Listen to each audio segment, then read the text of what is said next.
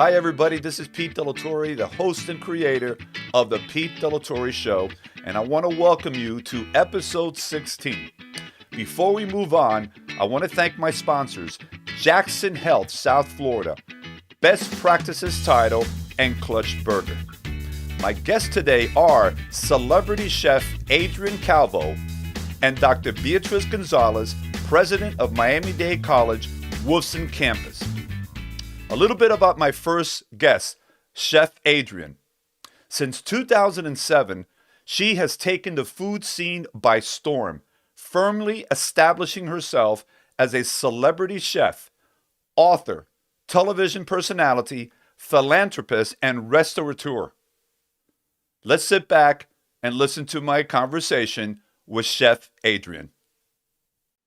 Okay, everybody, with me right now is the one and only Chef Adrian Calvo. How are you doing? Oh, wonderful. Thanks for having me. No, this is a blast. There's so much I want to talk to you about. We're not going to have enough time in today's conversation, but to say congratulations is probably a major understatement. Thank You you. have, I can see that you fulfilled a lifetime dream, right? Absolutely. That's a big statement right there. I never would have thought, I never dreamed of everything that has happened. So it's one of those like that I thank God every day. I set out to just be a great chef. And then all these opportunities presented themselves. It's crazy. Adrian, what inspired you to become a chef, and is that something you always want to do when you were very very young, or what got it going No, there? originally I wanted to go into journalism, believe it or not. Okay. And a scheduling mistake put me in a cooking class when I was 16 years old. I was always really obsessed with food. I really loved food as a child. I loved watching my mom, my grandmothers cook, but I never thought I could do it professionally. Then that scheduling mistake happened, which was never really a mistake at all, because as soon as Johnson and Wales came in one day while I was waiting for my schedule to change, it was what I call the lightning strike. And it was as if they were only talking to me. And I knew that all I ever wanted to do from that moment forward at 16 years old was cook professionally. Um, so inspired me to cook. I don't know. I've just always loved food. Now I know that I didn't know this about you, but you're the youngest person to ever cook for the United Nations. Is that true? Yes, it's funny. I couldn't at the time. I was on track to do one of the state universities. I had done very well in high school. I had all AP classes, and I wanted to major in English and language. Yeah, I was at AP English at the time, so I was on track to go to FIU or FSU or one of those things. And my parents had also done Florida prepaid college. So when I wanted to switch to cooking school, for those that don't know, is about as expensive as going to med school or law school. It's insane. Hmm. And I knew I had to raise money for college. So I started to compete. And when I started to compete, I started to win a couple. And when I won a couple, one of them was to cook at the United Nations for all the ambassadors and in New York City. And I was like, whoa. So imagine a high school kid faced there with all the UN ambassadors. At that moment, Gourmet Magazine was still in print, CNN correspondents, some people from Food Network were all in this table. And I was like, what is this? Talk about being way over your head. And then after that trip, some articles got printed out that I was the youngest to ever cook there. That's an amazing, and that you're gonna tell your grandkids one day about that experience because that's simply amazing. There, uh, Thanks. you're all over the place. Obviously, you're expanding, you're Oh, yeah. growing. We all know you as a celebrity chef, an author. You've written 5 cookbooks. Is that correct? Well, six, because 6. Okay. one is a two-part volume, but they're independent of each other, and you can buy both separately. I love it. I love it. And of course, you're on TV. You've been doing stuff for NBC6 for such a long time. You're a philanthropist. I mean, you really have you cloned yourself? No, but people ask me, and I just say, it comes down to like time management. Um, and at the end of the day, it's funny because people are like, how do you do this? I still have time. I have time for my family. I have two little dogs that I just got. They just celebrated their 1 year birthday, and I spend time with them. I don't know. I think I just don't waste time because I find that I do have some time. That's a great point you just brought up because I see friends of mine that are in the business world, and they get so overwhelmed and they never have enough time for anything. And you look at what they're doing, and it's like, okay, they're doing some things, but they get distracted. And I think distraction today is more prevalent than ever. It is more of a Yes. challenge than it ever has been. And I guess you must have learned at an early age to be very focused and very disciplined, because that's what it takes to really be able to manage your time during the day, because we all have the same amount of hours, but we don't Right. necessarily all manage them in the same productive way. Correct. Agreed. Agreed. My parents taught me at a very young age, you want something, well, it takes a lot of discipline to achieve it, and it's all on you. I mean, no one's going to create time for you. No one's going to make, when you're an adult, no one's going to make your schedule. You have responsibilities, but you have to create. The ultimate discipline comes from self-discipline, and I apply that to myself every day, and it has helped me immensely. And a lot of people are like, oh, balance this, balance that.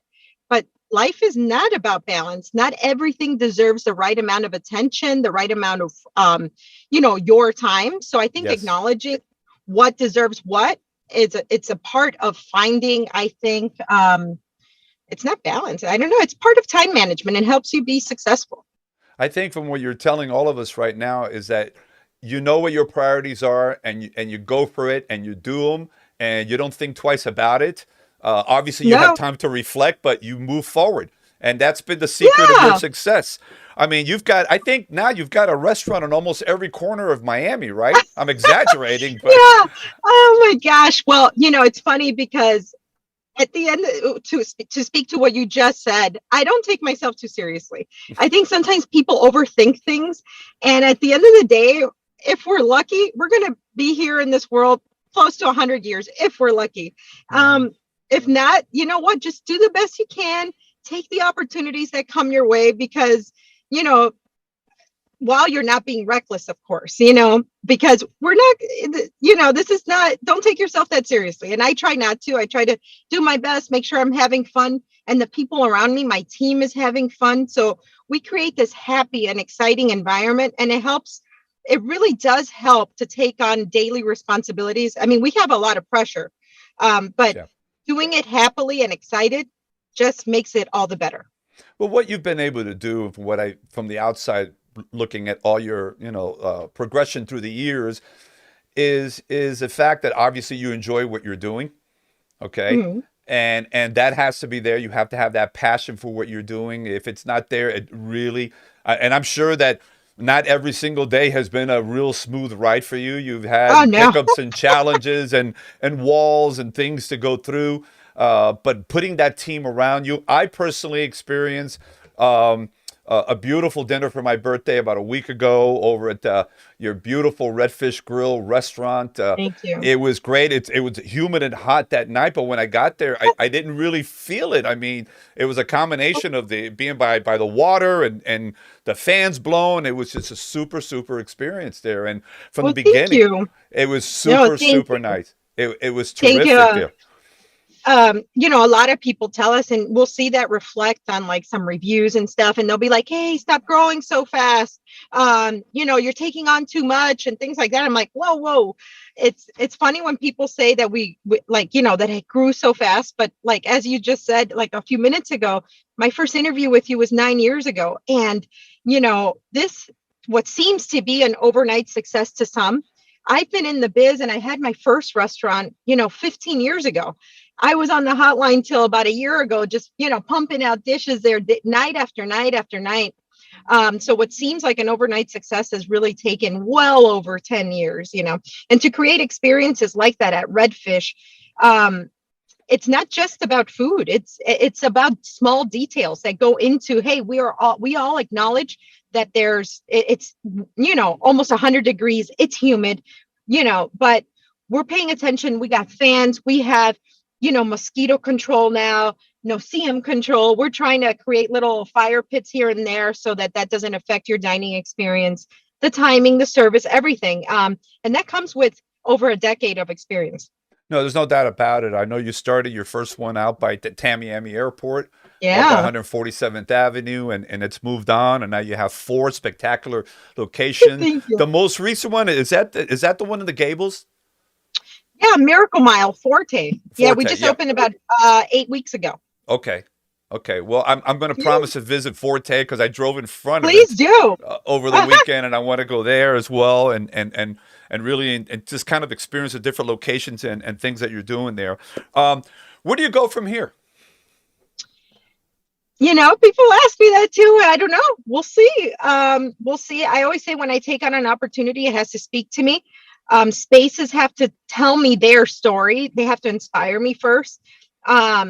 But we'll see. If now the mission is to always keep feeding people, making people happy. And what avenues we're doing that and how many different capacities we're doing that. Well, we'll see. Are you planning to maybe expand outside of Miami area, or you're just going to focus at the moment here? Never say never, but for now, my day consists of, if I'm in town, my day consists of going to all the restaurants.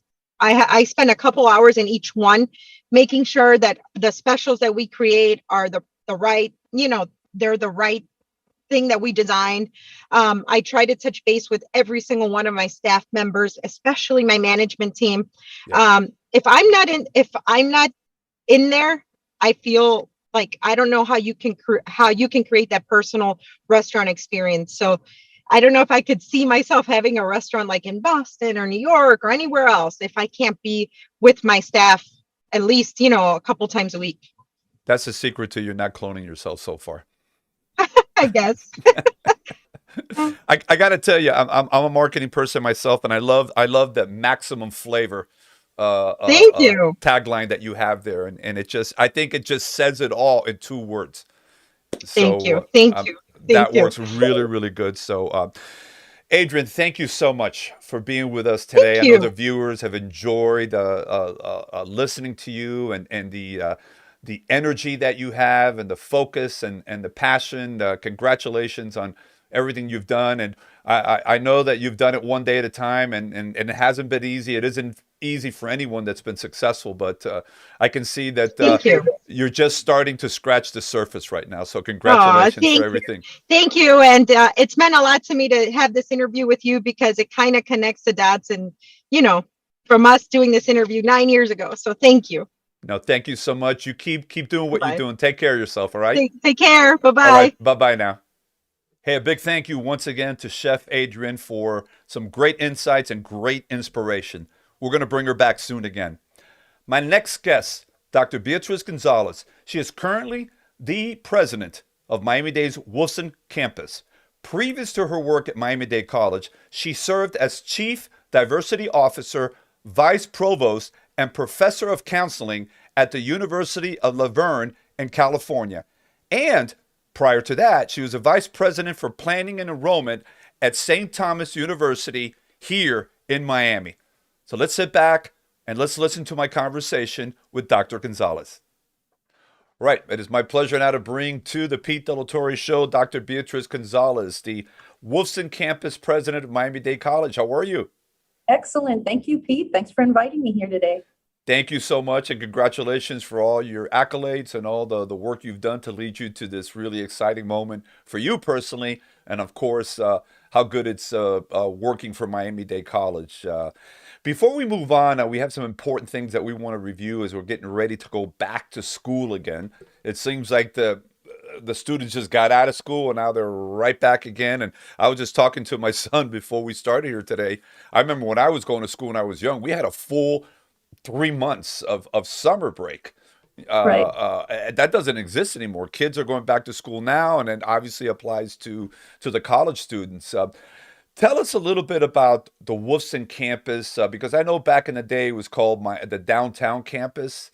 How many years and where it's at, and kind of what makes that campus maybe a little bit different than the other 6 or 7 that are spread out throughout Miami-Dade. Thanks, Pete. That's a great question because I do believe that the Wolfson campus is so unique. It's over 50 years old now, and one of the beautiful things about it is that it is just a couple of blocks from the bay. So you can literally be in some of our buildings, go out on a terrace and just take a nice little mental health break, take a deep breath and have a look out on that bay. It also sits right within the mover system. So you can get on that little train and go anywhere all the way down to the Art Center or over to Brickell. So I think it makes it a very accessible campus for our students. It's also where we bring a lot of cutting edge technology. So we have Magic here, which is all focused on gaming and animation, but we also have the Business Innovation and Technology Center that looks at the cross section between finance and technology. So there's always something exciting happening here at this campus. And I know that that campus also is housing the Goldman Sachs 10,000 Small Businesses program. My good friend Pamela Fuentes, who's leading the charge there. And you're right. All of the campuses serve in a different way, and they're in different neighborhoods. The Inter-American campus. I went to Miami-Dade North campus a few years ago, and so I am MDC. I am MDC, and so proud of it. Wolfson, I got to tell you a little tidbit about myself. I played high school basketball, and I came this close to accepting a scholarship to play at what was then downtown campus. Now it's Wolfson. And I turned it down because I wanted to work full time. And it's one of those small regrets you have, not at least going through that experience for a couple of years. But anyways, fast forward to today. So when does the fall semester start, and how can students register? The next fall term starts on August 23rd. Okay. But the good news is that if you don't feel ready to start on August 23rd, there are another 7 times that you could start before October 25th. So we have terms that run from 6 weeks to 16 weeks. So if you don't feel ready right now in August, you can start again a little later this month in September and October and start that action that gets you making those plans into reality. So explain a little bit. You don't make it on this first cutoff date. Tell us a little bit more about these other opportunities. I mean, do you have a kind of revised fall semester? When do they actually start the classes? And if I come in a little bit late, when does that start? How does that all work? So there are different start dates because we have different terms of different sizes. So the most traditional that maybe most people remember if they've gone to school in the past, like what I remember when I was coming up, it's a 16-week term. So, start in September and sometime before Christmas or the holiday season. But now really we make all sorts of terms, 6-week terms. So it might be more intense. Perhaps you go for more hours or more time, but you can condense all that time into 6 weeks. We have 8-week terms. We have 10-week terms. We have 14-week terms. Got it. So it really fits, what is your lifestyle. We also have different ways that you can take class. So you can come face-to-face every day if that's what you want to do, or you can be online asynchronous, meaning completely on your own time, as long as you're getting your assignments in as you're supposed to. We have something called MDC Live, which is also virtual, but it meets at the same time, same date if you want that structure, but don't want to come in person. And finally, we have something called Hybrid Blended, where you come during a certain day, certain time, face-to-face, but then you also do some asynchronous work half the time on your own, again, just meeting your deadlines. So really, there's lots of variety, lots of flexibility. There's definitely some sort of way to learn and some sort of time to learn that fits you and your schedule and what you're trying to do right now. I know of Miami-Dade has been very innovative through the years as it relates to the student experience and the learning experience. But post-COVID, well, how can I say post-COVID? We're still in COVID. I don't know when we're going to get really post-COVID. I think that now we're in the middle of, unfortunately, another surge and all that. I had the pleasure of speaking with Madeline Pumariega back in early April, the first ever female president of Miami-Dade College. And we were talking at that point about the new wave, the hybrid education because of COVID. What you just explained, I assume, is that correct? Yes, but I would say, as you said, we really don't know what will happen after this period that we're all working through. But I do think that many of these Flexibility factors will stay. People want that flexibility. People need it if they're trying to incorporate studies with their families and their work. And now we know how to do it well. We were tested by fire and we came through. So, and I think people appreciate that easy access. They'll save time, they'll save money. So I don't think that really is going away. We'll allow people to have that kind of choice. Sure. And I think that's a great evolution in education. I think it makes sense. And thank God we weren't burnt by the fire.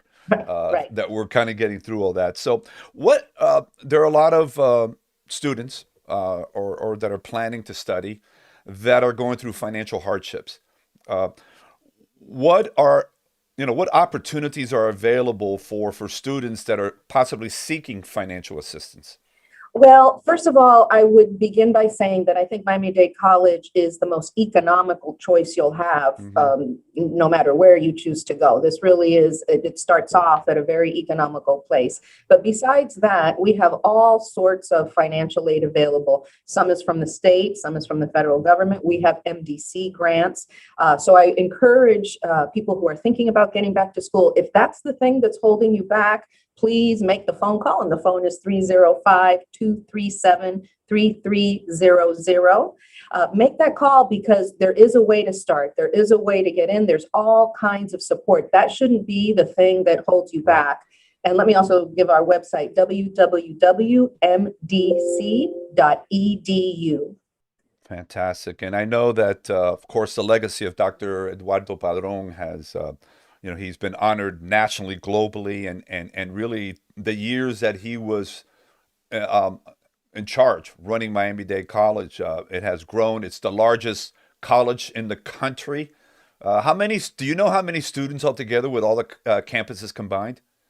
Just over 100,000 students. So lots and lots of students. Luckily, we're spread out over 8 campuses as well as online education. So students still receive a very high touch education with great advisors, great faculty. You really aren't a number in some large, gigantic lecture hall. That number might seem like that's what happens, but because of the well-placed campus locations, you really still get a very personalized experience.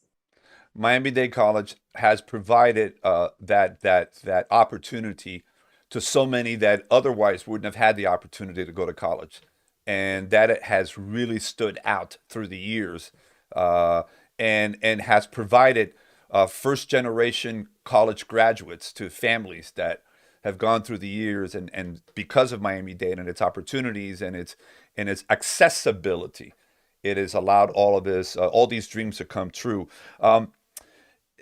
Are you, or is Miami-Dade College offering any new programs this fall, something a little bit different that you haven't in the past? There are some things that are for traditional students, so people coming right out of high school. So for example, we have a new program called Presidential Scholars. So if you're a student with a 3.5 GPA, you have all your tuition and fees covered, plus you get a stipend to cover other expenses to go to school. And you'll get a lot of, great support, a real network there to help you as you start school. I'd also like to remind folks that the Honors College at Miami-Dade is completely free also. So students with a 3.75 GPA can come to school, get 2 years of school for free. So that it's hard to beat that. We have a new program, a new associate's program for entrepreneurs in entrepreneurship. And if that feels like a big commitment, a whole associate's degree, you can start with what's called a college credit certificate, which is far fewer credits. You can get that done between 2 to 4 months. And that is part of the associate's degree. So you lose no time. You take those in to your associate's program. And this associate's degree in entrepreneurship also feeds into a bachelor's degree in supervision and management. So if you wanted to just keep going, plugging along, taking your time, and I always say to folks, that time passes anyway. 2 years are going to pass, 6 months are going to pass, 4 months are going to pass, whether you're in school or not. So just do it at your own pace and get going. I'd like to also remind folks of the Idea Center that we have here at the college that is a great support to entrepreneurs who I know are a big part of your audience. And we have free programs there, and it could be things like incorporating Facebook strategies or marketing agency secrets, all kinds of interesting things. They have 1 million coffee cups where you can go and give a pitch on your business and get all kinds of feedback both from the audience there and a virtual audience. You mentioned the Goldman Sachs program. That program used to have a higher threshold in order to get in because of what's going on with the pandemic. Now you have to have 2 employees and 75,000 in revenue. And that's a wonderful program that goes over a few months, helps you refine your business plan. But perhaps the greatest thing about that program is the network that it gives you. You have about 40 other fellow entrepreneurs there sharing ideas with you, exciting you, keeping you going, keeping you focused, plus the faculty of that program, and then all kinds of speakers that come in who are self-made folks with their businesses, telling you their strategies, their techniques, how to keep that commitment going when sometimes it's awfully challenging. You know, you just stole my thunder. I mean, I would, no, don't worry about it. It was great. It was great because, you know, I was going to get to that part of our conversation about the small business owner, and, you know, they're working, they can't keep track of their hours, business, and they're wearing 15 different hats, and yet, you know, they want to continue to improve their skill sets, what they're doing. We've talked about so many things now regarding small businesses and entrepreneurs. Can a small business owner continue to get educated, but not necessarily follow a traditional college path? Absolutely. And we have programs that are in the evenings, in the day, on weekends. As I said, some that are completely online. I took advantage of a program recently from the Idea Center and took classes between 7 p.m. and 10 p.m. And it was fantastic because these are real practitioners, people who have a business, people who are leading marketing agencies. So there's definitely opportunity to do it. Yes, you have to make that commitment. You got to say, I'm tired, but I'm going to sit at that computer. And when you feel that way, it's always remember to reach out to a buddy, to somebody else who's in the same boat, and you keep each other going. I think I should mention one other program that we have going right now, since it's about small businesses, which is a food truck enterprise program. Now that program, that's incredible. Look at that cool? innovation. That is great. Is that just a Miami-Dade initiative, Miami-Dade College? Miami-Dade College in partnership with Brightline and Neighbors Association. And what's great about that partnership then is at the end of the program, all the students who went through the 14 weeks will compete before judges, and whoever is the top 3 people selected will receive inventory for their trucks, their licenses, and a parking space at Miami Central train station. So imagine that. You get all the education on how to run this business, and then if you're one of the top 3, you also get your products and a place to launch. So it's really a great program for those folks who are really minded in the food industry. I'm just, my wheels are turning right now. I mean, no pun intended. I'm just really, really impressed by the innovation and the creativity of Miami-Dade College. You're not just sticking with what is known and the norm. I mean, you're looking and it tells me that the college, the institution, is really connected with the real world and the real world of small businesses and what's going on there, and then taking that and say, okay, what can we do to help that sector or that type of business? And this is what, again, another reason why Miami-Dade College is where it is today. And just providing every single person an opportunity to get to their next level in their education and in their personal development. So congratulations to you, to everybody, and what you're doing. It really is beyond the classroom, and I congratulate you for all that. Absolutely. Thank you so much. Thank you. I really appreciate that. Before we wrap it up, how can the viewers find out more about Miami-Dade College and specifically the Wolfson campus? So let me repeat the website, www.mdc.edu, and the phone number, 305-237-3300. And when you get to that main page, you're able to select the campus you want, the educational program you're interested in. It's a really easy website to navigate, and you'll see there are loads and loads of information. You'll find lots of rabbit holes to go down there. Whether you want the traditional sort of associate's degree in the arts and sciences, or more of these technical degrees, very practical degrees, or certificate programs that get you going like that. That's terrific. Dr. Gonzalez, thank you so much for being with us here today. Congratulations and keep up the great, great work that you're doing.